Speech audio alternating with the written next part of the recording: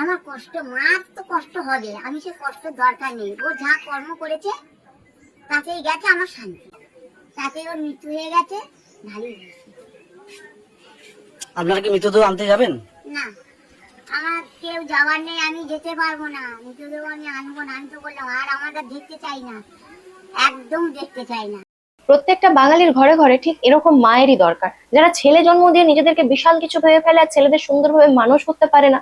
সেই সব মায়েদের মুখে ঝামা ঘষে দিল আজকে এই মাটা। ছেলের শোকে সে ভুলে না গিয়ে সে বলেছে আমার ছেলে যা করেছে তার জন্য এই শাস্তিটা তার জন্য কাম্য।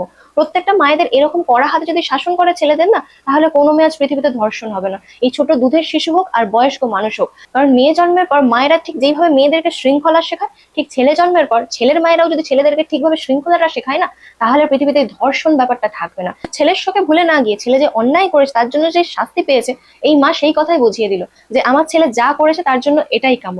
বাঙালির প্রত্যেকটা ঘরে ঘরে প্রত্যেকটা কোনায় কোনায় এরকম মা হওয়া দরকার। প্রত্যেকটা ছেলেকে জন্মের পর যদি মায়েরা এইভাবে শাসন করে এইভাবে বুঝিয়ে দেয় না, তাহলে কোনো মেয়ের মাকে আর বলতে হয় না যে দেখ বাবু এইটুকু জামা পরিস না, এত রাত্রে বাইরে বেরোস না, মেয়ে হয়েছিস এটা করিস না, মেয়ে হয়েছিস ওটা করবি না, মেয়ে হয়েছে এটা তোর বারণ সেটা বারণ। এটা তাহলে কোনো মাকে আর তার মেয়েকে বলতে হয় না, যদি প্রত্যেকটা ঘরের মা ছেলে জন্মের পর তার ছেলেদের এইভাবে শিক্ষাটা দিয়ে থাকে।